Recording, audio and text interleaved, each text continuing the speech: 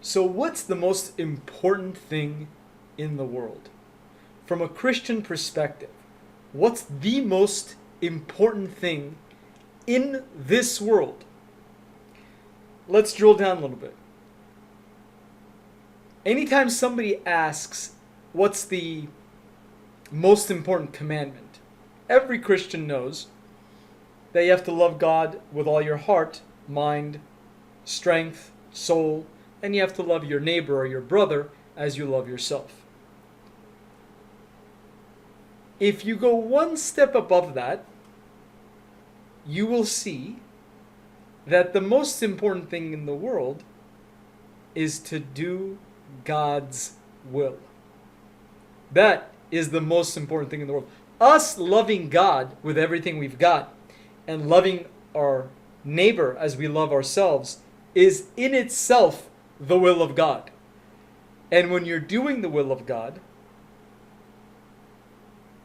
that is when you feel the true joy, the true presence, the true peace of God. And it's not as easy as it sounds. In fact, it's very difficult. Not going to sugarcoat doing God's will as being something that's easy, simple, basic. Because doing God's will many times is going to go against your will. It's going to go against your best interest, but you're going to have to do it anyway.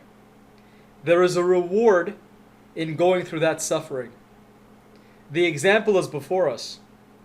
Jesus himself, God made into flesh, Jesus himself, Yeshua, his real name. When he prayed, this part always gets those who don't believe, the unbelievers. They always say things like, well, who was Jesus praying to when he said, let not my will be done, but let your will be done, Father. Take this cup away from me, because the crucifixion was at hand. Who was he praying to? He's praying to himself. That's exactly who he's praying to.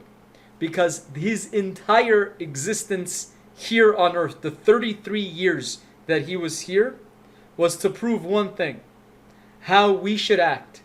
He is our example, the supreme example. How we should act. It's that simple, yet we complicate it. He is the example.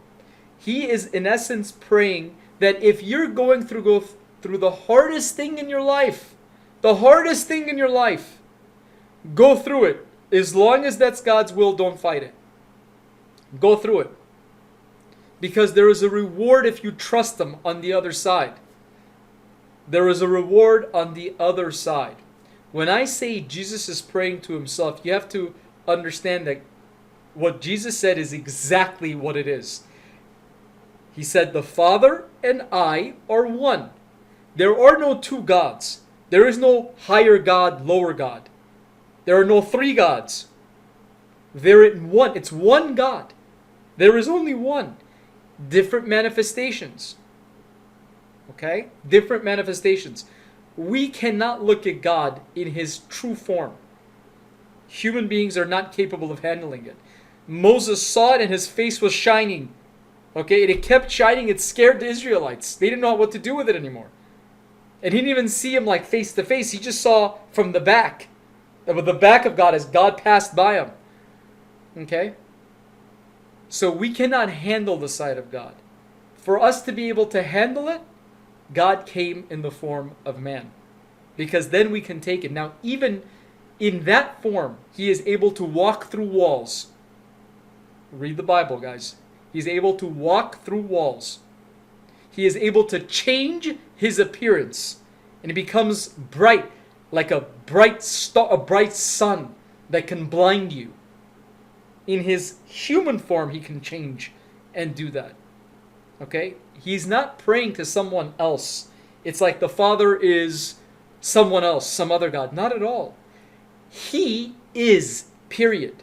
He's everywhere. His Spirit is everywhere. There is no place in this universe that His Spirit is not in. So he is all things, everywhere.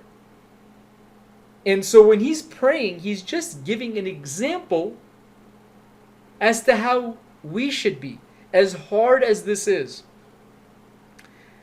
Once I was talking to this lady, and she said, she's a mother, 2 children, grown up, adult children, and she said that in the Lord's Prayer, when she prays, it says, "Your will be done on earth as it is in heaven." And she goes, that scares me.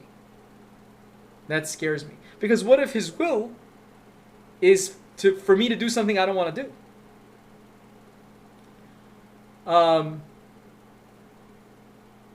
I dare say that our entire existence in this short life is to answer that question. That one question. Will we do what he wants, even if we think what he wants is not in our best interest? That's the big question. And that's a difficult question, but the answer should be simple. Take the hit, go through it, and see what happens on the other side. Take the hit, go through it, and see what happens on the other side. Trust him. He doesn't let anyone down, ever. Never. Okay? It doesn't happen. He will never let you down. Ever. All you have to do is trust him. Trust him. Don't let you have so much worry in your life, so much stress in your life, that you don't want to pray that prayer where you're going to do his will. Because it might go against your best interest from your viewpoint, from your perspective. Because if you're going to do God's will, and here's the reason why atheists fight so hard against the obvious existence of God, yet they don't fight hard at all against the Easter Bunny or Santa Claus or leprechauns or unicorns, because they know those things don't exist. They're not real. We make those things up. But they fight tooth and nail when it comes to God. Tooth and nail. Okay? There's a reason for that. Because inside, deep inside, there is that inkling of a doubt that maybe they're wrong. There's that self-doubt where they're like, well, what if I'm wrong? What if there is a God? Why can't I explain how a complex mechanism like the eye can come together by itself? Why can't I explain that? How does a cell go from a cell to an eye by itself? How does it know to do that? So when they reach these types of roadblocks, they try as hard as they can to come up with the trillions of years, the billions of years. If you just add trillions and billions of years, then you'll have the answer. But still, you can change the numbers, but it still doesn't make any sense. You could keep adding to the formula, but it still doesn't make any sense. You need a creator. And the creator is saying this. Jesus is praying. He's like, okay, guys, let me show you how to pray. Because people were coming up to Jesus saying, what should we, can you, give us the magic words? Can you give me the secret words? If I say it, you're going to do like what I ask. So if I say this word, if I say like in Jesus' name, bam, that's it. It's done. Okay? Give me the secret formula, Jesus. What's the secret formula? Like nobody knows. But if you tell me, then I'm going to ask that way, and then you're going to give it to me. Here's the secret formula, Jesus said. You want it? He said, Jesus knows. Jesus said, God knows what you want before you want it. He knows what you need before you need it. He knows what you're going to ask before you ask for it. It's not like you surprised God when you asked for something, right? You asked for a very detailed scenario in your life, so very specific.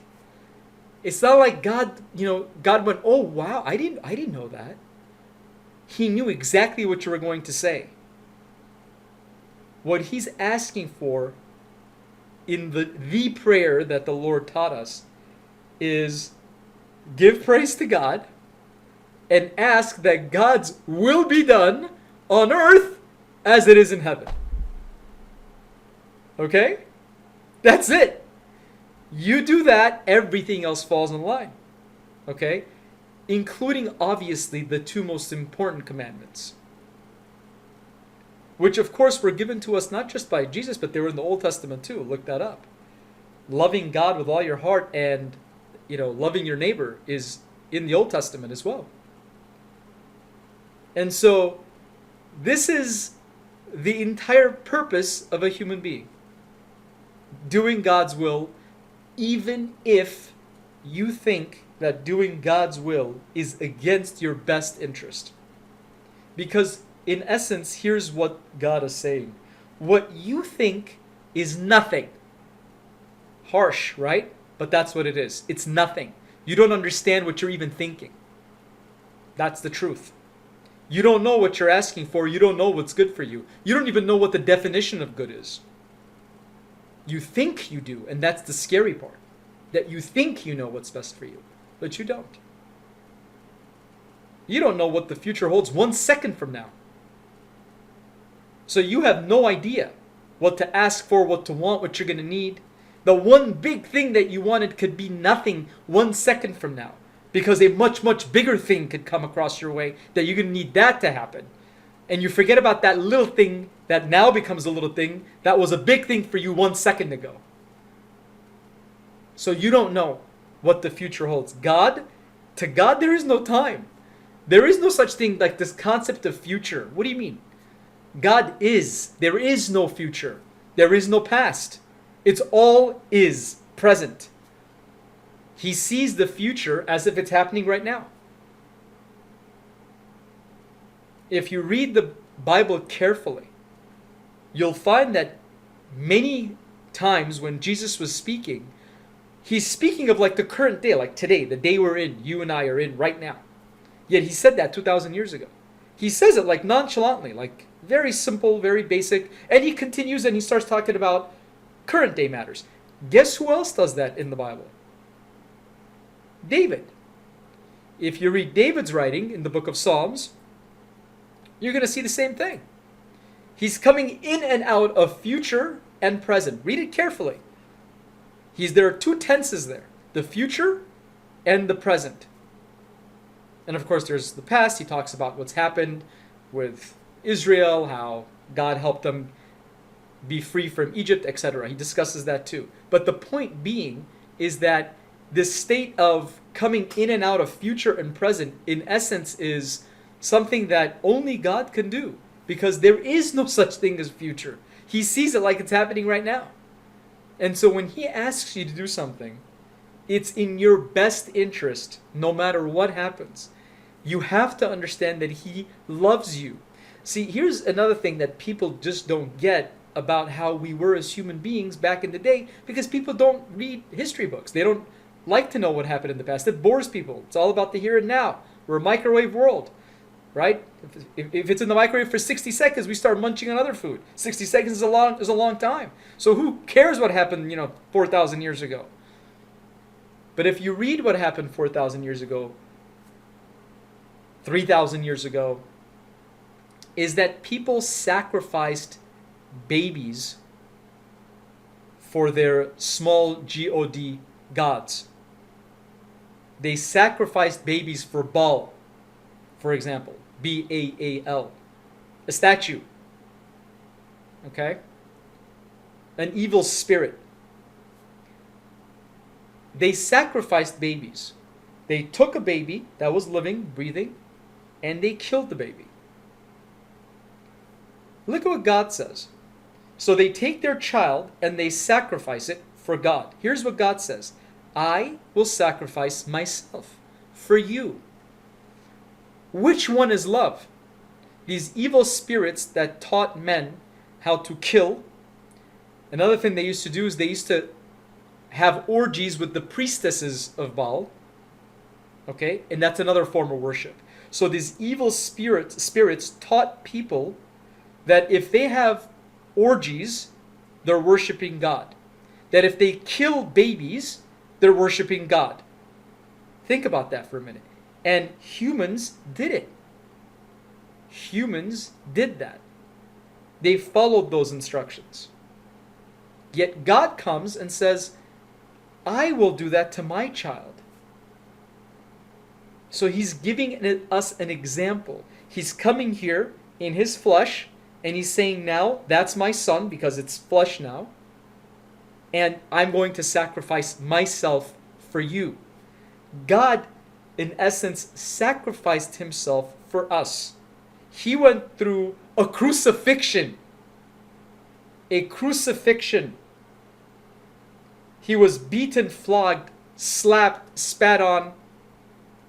Nails were driven through his arms and legs. And he was hung on the cross until he died. That's what he did for us.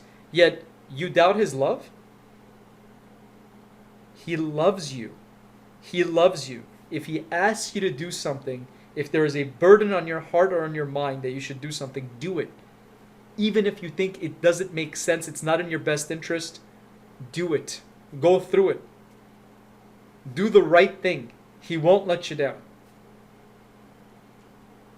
It's not in his nature. What he does is lift you up. He puts you on a pedestal. He says, I've come so that you can have joy, have an abundant life. But you choose to do it your way. Therefore, you're not happy, and you don't have joy. And you don't have an abundant life. You're always chasing and never catching. I hope this message has been helpful to someone. I don't have a very wide audience, but I hope it's been helpful to someone. One person. That would be fantastic. Praise God. All glory to God. God bless you. God bless your family.